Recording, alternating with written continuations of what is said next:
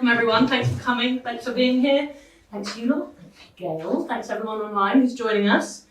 I'd like to introduce you to Gail Reid, everyone. She's a very talented lady who's featuring in our current exhibition, Get Real, with Caroline Levine. And Gail is very passionate about representing real people in her art, and she's going to talk today a little bit about body image through the eyes of an artist, a proficient life drawer, and you're going to talk about your experiences of the process and how it can be a transformative experience for both artist and model. So I'll pass you over to Gail. Enjoy, everyone. Thank you. Thank you so much. It's really lovely to have you all here. Thank you so much for coming to Glastonbury. I know some people have come quite a way. It's much appreciated. And thanks, Kim, for that lovely introduction. Caroline and I, so Caroline is the other artist in this exhibition. We are both absolutely thrilled to have our work up in this lovely environment and to have your interest and attention. And I think there might be some people who are very welcome. There's some spaces if you want to come in. So basically, you can see from the work in the gallery, I absolutely love life drawing and the human form, and I couldn't resist this opportunity to get on my soapbox and just talk for half an hour about body image.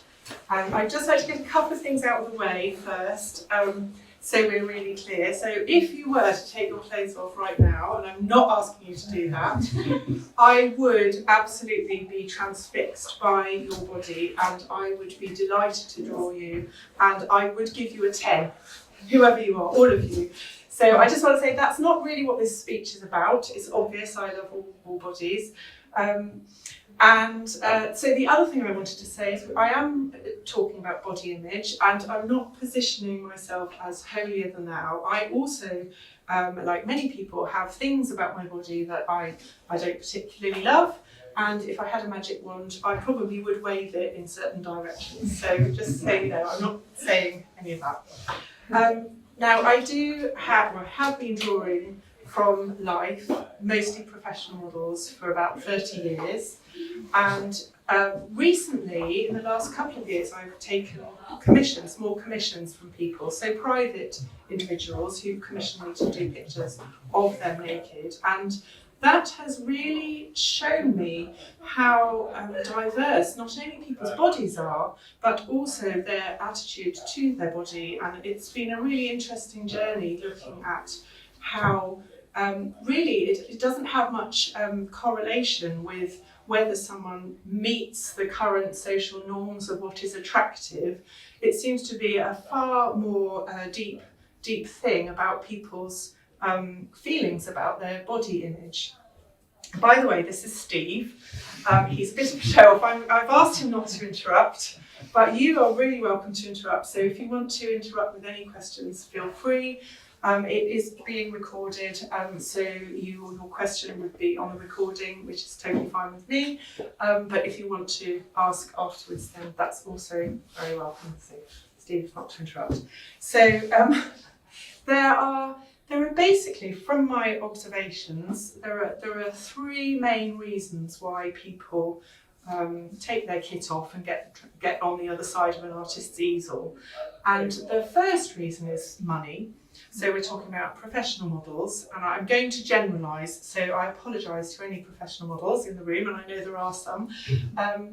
So in general, it's a hard grind. It's physically demanding, not particularly well paid, and there are very different settings where people model professionally. So you get everything from the academic art school, where they might be used as a demonstration model to show anatomy, and so they really are just held into a position, and then the tutor would use their body to demonstrate, so that the artists, like me, are very keen on learning about anatomy so that you can understand the structure underneath. So obviously professional models, I guess you wouldn't be a professional life model and have a body image issue, and if you did, you'd soon be cured of it by having all these artists looking at you, and it soon goes, I think. So there is a couple of models I wanted to give a little special mention to, whose work you'll see in my work in the gallery.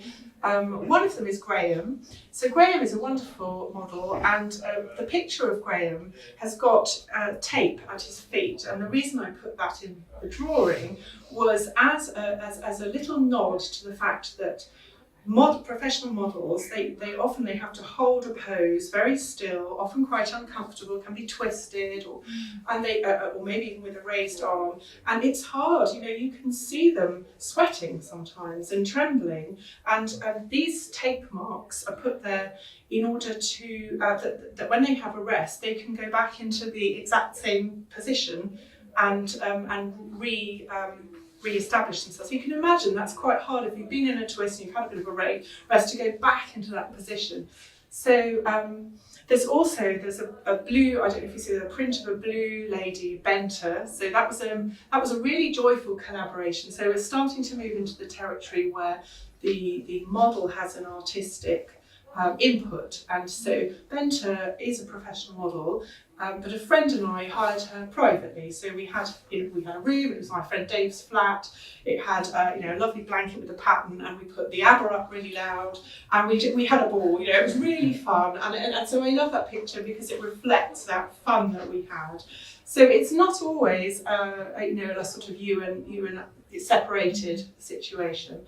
But it sort of is when someone's being paid to model. So that's the first scenario.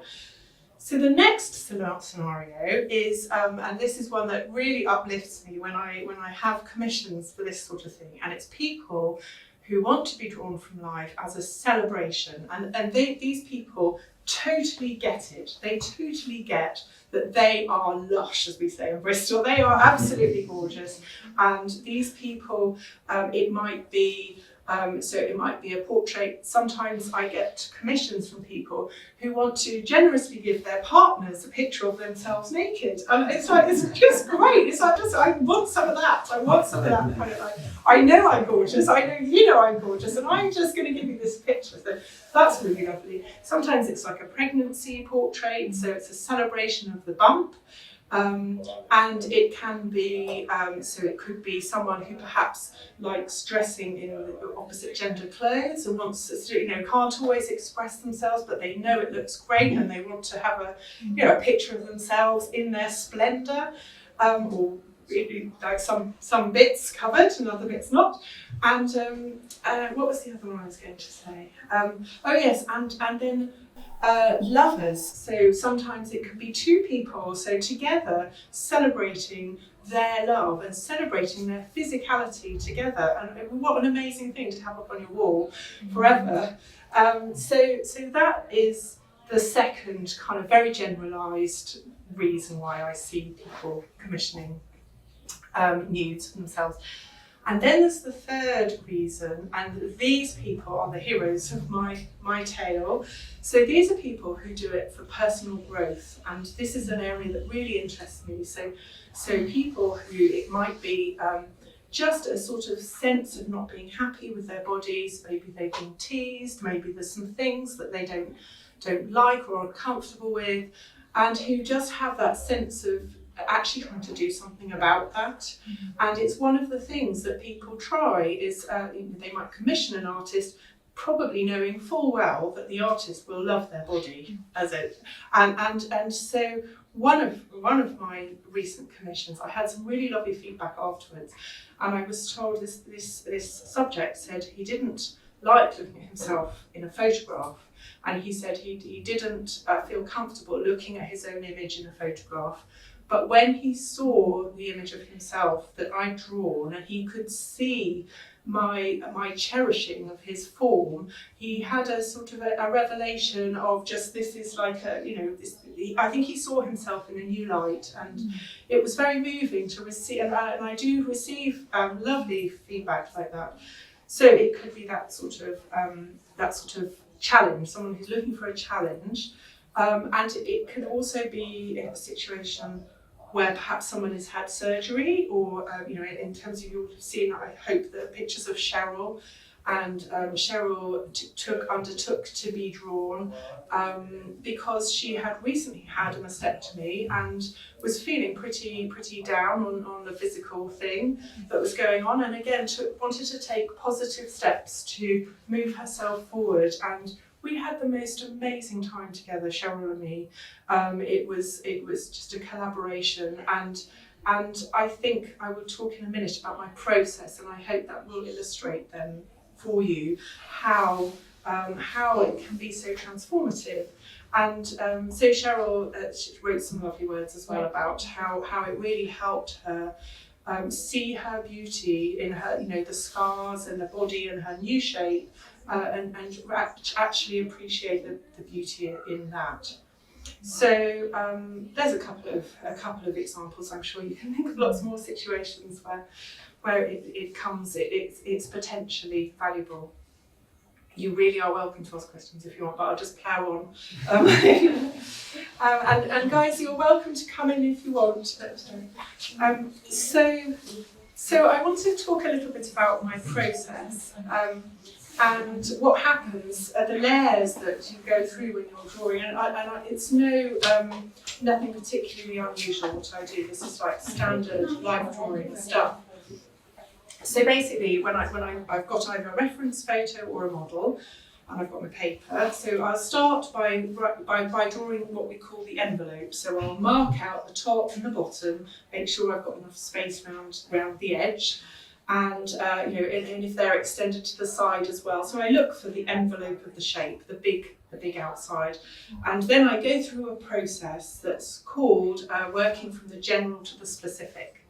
So I might kind of work out a halfway point and look at the model, and then look at my drawing and try and work out what's halfway, and look for plumb lines, things that line up vertically. So I do some very big scale measuring first, and then I start looking for gesture.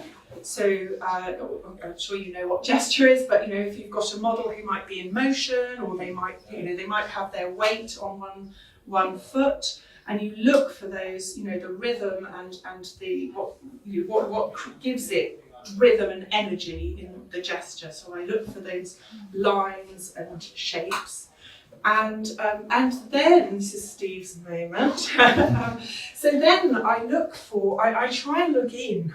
So I'm looking into their body, and I'm trying to see the mass of the rib cage, the pelvis, the joints. You look for clues on the outside that tell of what's on the inside. And obviously the spine is very key, because that can often show the gesture as well. So you just try and account for all those sort of things in the drawing or painting. And then there's the skull. So I'm going to take Steve's. Oh, there you go, Steve. Thank you. I want to find that. So he's got these handy cheekbones that he can put his. So basically, there's a little digression. I promise it is relevant. So when I'm drawing a face, say, in my observation of the person's face, I'm looking for all these landmarks. So I'm looking for the eye sockets, I'm looking for the bridge of the nose, looking for the cheeks and the jaw, and like the male and female jaw have got very different angles here. I don't have any angles at all on my jaw. So I've come to know, bits come off Steve. He very happily lets me draw bits of him. So I quite often take his head off and just draw his skull. And therefore I've become very familiar with Steve's skull in particular. And I'd always kind of thought skulls were pretty much of a muchness. You taught to look for those things. But one day I was with the family it was like a cutting and sticking half-term activity in the Royal West of England Academy. And in there, on the wall, they had, presumably for their life drawing teaching, they had a skeleton hanging up. And by the way, Steve is actually a resin skeleton, he's not real. So I glanced up at this skeleton and then did a complete double take, because this skeleton's face was totally different to Steve's. It was heavy, it was long, it was thick set, quite square, really quite like my face in terms of rectangular. And I suddenly realised that really our outward image is is as diverse as our inner. Our skeletons are also so different. So we think we're a bit different when we look at each other, but all this is also different inside. And it just really took me back. I should have been obvious, but it took me back that thing. Anyway, so to carry on with the drawing process. So once I've kind of got a sense of the skeleton inside, then I start to look for outer landmarks, and this is where it starts to get really interesting. So you can use shadows to show, so that the cast shadow of like the hand or a breast, and the landmark of the groin here, there's often a triangle there, you get nipples and navel and all that jazz. And so I look for those things, and if someone is perhaps twisted like this, you get crunched bulges there and stretch there, and that's what I'm looking for. So if there's some sort of buff, nubile model, it's not really much to get my teeth into. And so when someone's got these bulges and creases, then it's fabulous, and then I've got really something that I can work with in terms of portraying the person and getting that body down on paper. And so you get these cast shadows, which are really handy. So quite often, I don't know if I've got one now, but under your nose you see a cast shadow, and these shadows don't really show the shape of the form. What they show is the shape of what they fall onto. So they curve around the form. So you can use those shadows to show the volume and the turning of the form. So then we get to the icing on the cake. So the icing on the cake is bits of hair, cellulite, scars, moles, all of that. That's really the stuff. So when I get to that stage, and it's showing the texture, and that's where I'm really like, oh, brilliant! I'm going to get that in. So I hope that's really it. That's really what I do, and that's why I think that if someone is standing in front of me modelling, or they're watching, if they commission a picture, then I send progress shots, they can see those layers come, and they can see I hope they can feel a bit of that, relishing of the very things that sometimes we're taught to, not relish. So lastly, I had a couple, what was my other things I was going to say, sorry. So just to sort of finish, I like to think of it as it's a sort of a friendship and a rapport that you have. And I think if you look for a friend, I don't look for a beautiful friend. I don't seek out beautiful people and say, I'll go with that beautiful one over there.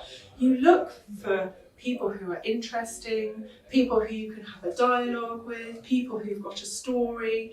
And I think in our heart of hearts, I hope that we all sort of know that we have that in us, and it shows on your body.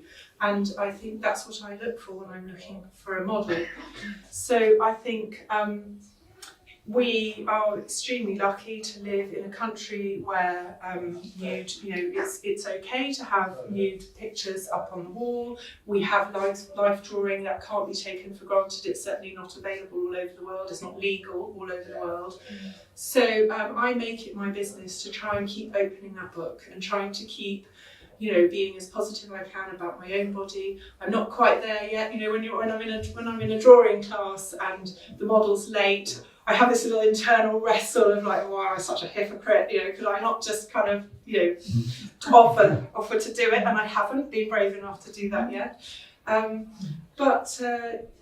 I think just to keep opening the book, I'm so delighted that Heart of the Tribe have got this work up on the walls. Karen and I are both thrilled to be here. And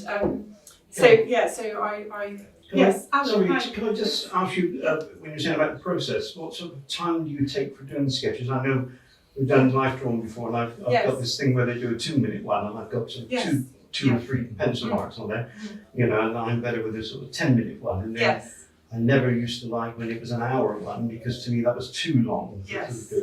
What sort of time frame? Well, you've got there's the other side of the equation sitting on the other side of. So some people it's partly a matter of taste. And it's partly, so the quick ones, some people like you love the quick ones, some people love to take 30 seconds. 30 seconds is about, you can do a 5 second, but then it's really gesture. It's just only gesture. So the longer it is, the more refined it is. And in my regular, the independent life drawing, which I do sometimes, which is run by 2 models, they do 5 2-minute poses, then 2 5s, then 2 10s, then a 20, then a break, and then a 40. But you can do poses where you come back every week for a month or 2, and so you'll do, it can be many hours, so anywhere, and then different artists have different tastes. I like it all. Sorry, you won't be surprised. Yeah, I like it all. But, and they all teach you things. So yeah. Well, so that's. I don't know if I've convinced you that I think it's. I don't think bodies are beautiful. I think people are beautiful. I think bodies are interesting and people are beautiful. There's my closing line. So, any questions or observations or? Very I don't know if you're aware that the Archers had an episode. I don't listen to it a lot, but this is major culturally, where there was a life drawing class set up and the model didn't appear. So a lady of a certain age, who one assumed would never take her clothes off, said that she'd like to do it. And it was absolutely fascinating, the whole discussion about that. Yes. And then in the community.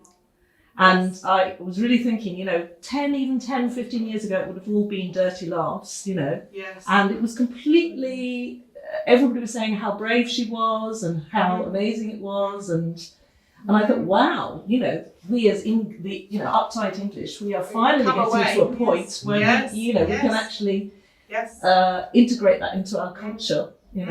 I had an interest in French. I love Paris, and I do draw in the fantastic academy where I go draw in Paris. And I was doing some life drawing in another organisation in Paris. And it was unusual that they'd arranged, instead of having one model, they had a couple. So they had a man and a woman together modelling. And there were lots of regular artists who came in to draw. And this guy came in, took one look and said, "Oh, I'm going," in French. And the person who was organising said, what's the matter? And he said, "I don't draw men." I was just like, so yes, none of us are. Yeah, it's amazing. I don't think I've ever been in a situation but I find the life modelling world to be incredibly inclusive, and models who have something about them, whether it's an asymmetry or an unusual weight, or they're in great demand, and generally they know it, which is fabulous to witness. Yeah. Thanks, Melanie. Anyone else? Well, thank you so much. Thank you very much.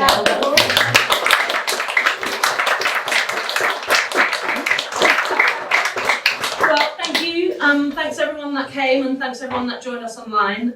The video will be available to watch on YouTube and the various social media channels if anybody wants to share it with their friends. That kind of thing really helps the gallery, so it's very, very appreciated. The exhibition Get Real runs until the 31st of May, so plenty of time to send people along. All our exhibitions are available online as well. And after that, we've got a wonderful exhibition by a chap called Frank Harwood, who's a local artist.